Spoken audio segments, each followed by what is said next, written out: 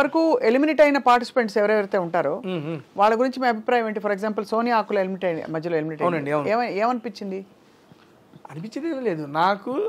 అనిపించింది అంటే a sense లో? మీరు అంటే ఎలిమినేట్ అయ్యారని తెలుసుకున్నప్పుడు మీ రియాక్షన్ ఎలా ఉంటుందో ఎక్స్పెక్టెడ్ అనిపించిందా? ఎందుకంటే బయటే ఉన్నాం కదా, నేను లోపల లేను.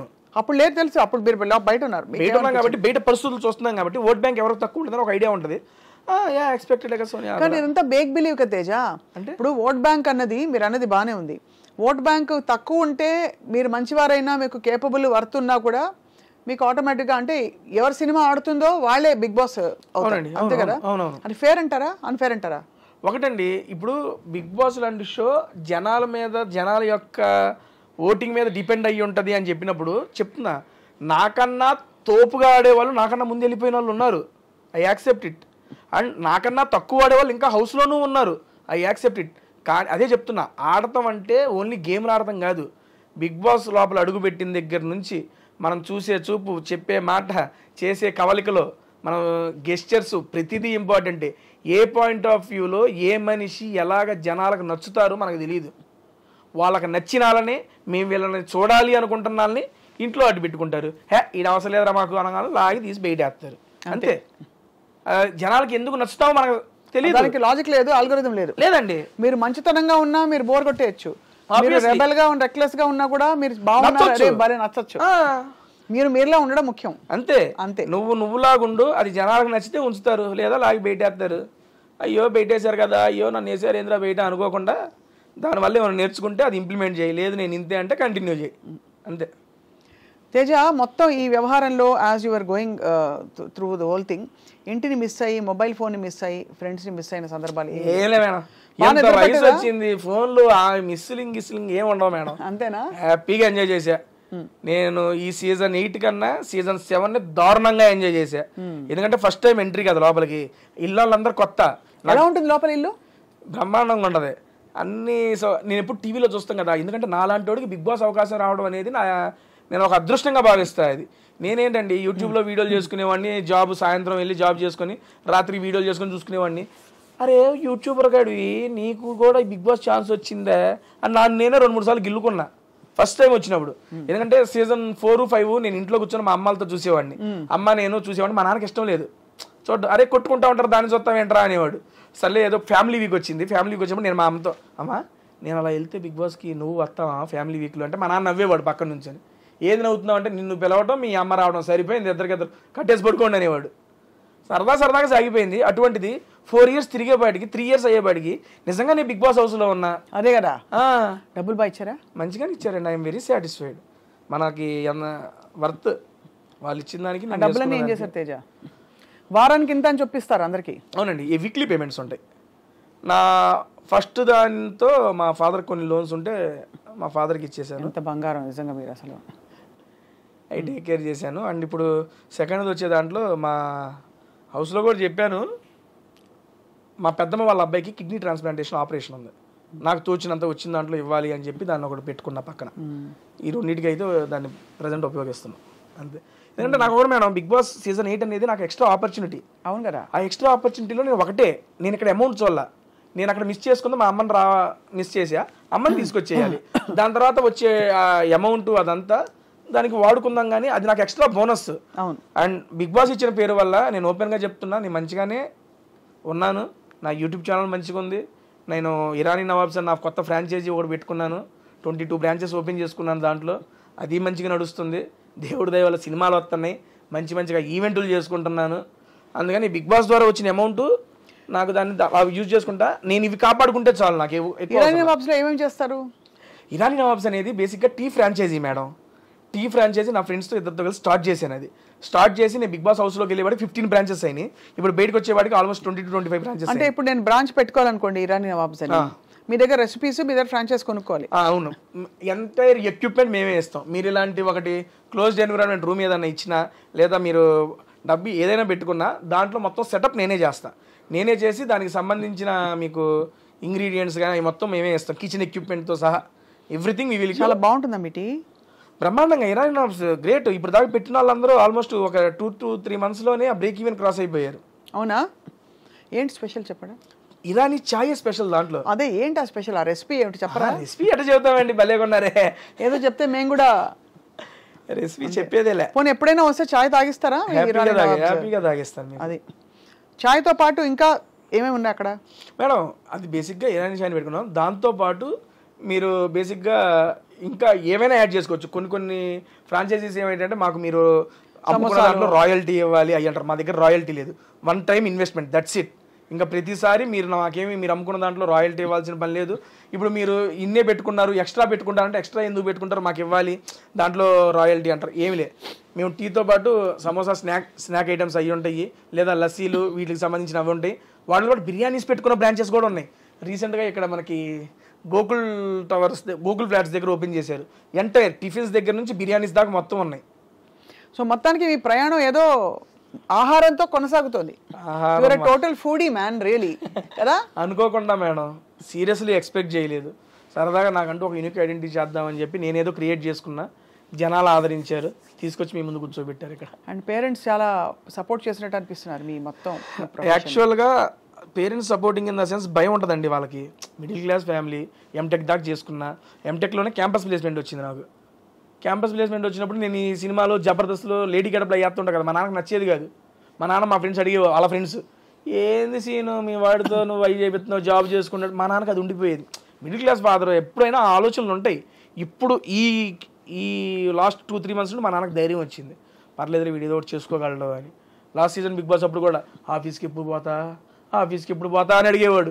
నాన్న ఉన్నా, నా సబాటికల్ పెట్టాను, వెళ్తాను, ఉండు అని. ఎందుకంటే వాళ్ళకి ఏంటంటే ఒక సెక్యూర్ జాబ్ ఉండి నువ్వు ఏదైనా చేసుకుంటే ఓకే, ఆ జాబు లేనాడు ఇది ఎప్పుడు ఉంటుందో తెలియదండి. ఇది ఫీల్డ్, దానివల్ల ఇబ్బంది పడతావని మా నాన్న చెప్పేవాడు. ప్రతి తల్లిదండ్రులు ఆలోచించేది ఇలాంటి ప్రొఫెషన్లో ఉన్నప్పుడు. అది నిజం అని చెప్పి నేను కరోనా టైంలో రియలైజ్ అయ్యాను. ఎందుకంటే కరోనా టైంలో నాతో పాటు తోటి ఆర్టిస్టులు అంటే జబర్దస్త్లో తీసుకోండి, మేము చిన్న ఆర్టిస్టులు, మాకేదో కొంత చేసినప్పుడే అమౌంట్ వస్తాయి ఆర్టిస్టులు అనే వాళ్ళకి.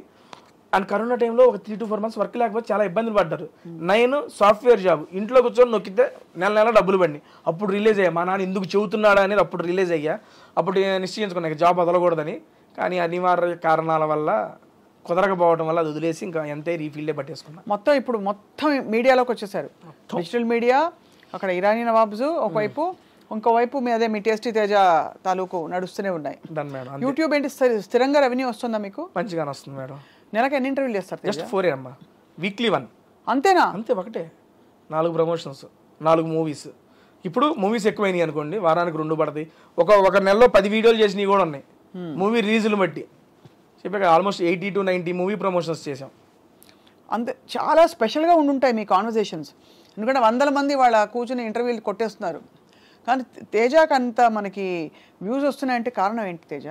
యూనిక్నెస్ మేడం, అంతే. ఏం పడతారు, ఏం నాడి పట్టారు వ్యూవర్స్లో మీరు? అలా అని కాదు, బేసిక్గా వచ్చిన వాళ్ళు కూడా నన్ను ఈజ్ చేసేసుకుంటారు, ఓన్ చేసుకుంటారు. బేసిక్గా ఓన్ చేసి నాతో ఫ్రీ అప్ అయి కన్వర్సేషన్ స్టార్ట్ చేస్తారు. ఇప్పుడు కలిసి కూర్చొని ఇట్లా మాట్లాడుతున్నాం అనుకోండి, ఓకే ఫార్మ్లో మనం మాట్లాడుకుంటున్నాం, ఏదో సెన్స్ ఉంటుంది. ఒక తినేటప్పుడు ఒక జెన్యూన్ కన్వర్సేషన్ అనేది బిల్డ్ అయ్యిద్ది. ఇప్పుడు ఒక సెలబ్రిటీ, ఒక హీరో, ఆయన ఏం తింటారు, ఆయనకి ఏమి ఇష్టం, ఈ హీరోయిన్ ఎలా తింటుంది, ఆవిడకి ఇంకేమి ఇష్టం, ఆవిడ చిన్నప్పటి నుండి ఏంటి, ఒక తినేటప్పుడు ఏంటంటే తినుకుంటూ సరదాగా మన ఫ్రెండ్స్తో కూర్చున్నట్టు ఆ ఫీల్ వచ్చేస్తుంది. ఆ రకంగా జనాలు ఈజీగా ఆ కన్వర్సేషన్స్ కనెక్ట్ అయ్యారనేది నా ఉద్దేశం. ఇప్పుడు మీరు చాయిస్ ఆఫ్ రెస్టారెంట్ సెలబ్రిటీస్దా మీదా? నాదేనండి. కొన్ని సెలబ్స్ వాళ్ళకి ఇచ్చేస్తారు. పిఆర్ టీమ్ అండి. అదే పిఆర్ టీమ్ చెప్పారు. ఇంతవరకు మీరు చేసిన ఈ మొత్తం ప్రమోషన్స్లో మీ మోస్ట్ ఫేవరెట్ స్టార్ ఎవరితో చేసింది ఎపిసోడ్ మీకు మిగిలిపోయింది మైండ్లో?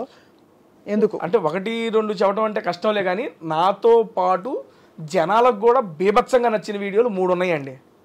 ఫస్ట్ది శ్రీ విష్ణు గారితో, అది క్రేజీ వైరల్ అయింది. ఆ వీడియో అయితే మామూలు వైరల్ కాదు. ఇది శ్రీ విష్ణు గారిది నాది కాంబినేషన్లో ఒక వీడియో చేసాము, అది క్రేజీ హిట్ అయింది.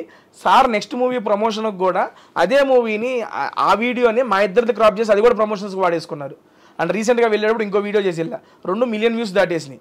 అండ్ నెక్స్ట్ ఇంకోటి మంచు లక్ష్మి గారితో, అసలు క్రేజీ స్టఫ్ మేడం గారితో. నేను ఎక్స్పెక్ట్ చేయాలి ఫస్ట్ టైం మేడం గారితో వెళ్తున్నాను, ఎట్లా మాట్లాడలేదు ఏంటో అంటే చాలా కూల్, చాలా ఈజీ చేసి. ఏం తిన్నారు? మేడం గారు ఇంటి నుండి ఆవిడే వండుకొచ్చారు. ఓహో, నేను చూసాను ఎపిసోడ్. మేడం గారు ఓన్ కుకింగ్ చేసుకొని తీసుకొచ్చారు. అది గుర్తుంది, ఆ ఎపిసోడ్ చూసాను నేను. మంచు వారి లక్ష్మి గారు బర్త్డేకి ఇన్వైట్ చేశాను, సంథింగ్ టైటిల్ పెట్టి రిలీజ్ చేశాను. అది 3 million ఎంతో పోయింది అది. ఆ నెక్స్ట్ అల్లు వారి ఇంటి భోజనం అల్లు శిరీష్ గారితో చేశాను. Sir full diet food. And food కాదు, నాకు ఆ కన్వర్సేషన్ నచ్చింది. చాలా చిన్న పిల్లాడు మనస్తత్వం అల్లు శిరీష్ గారిది.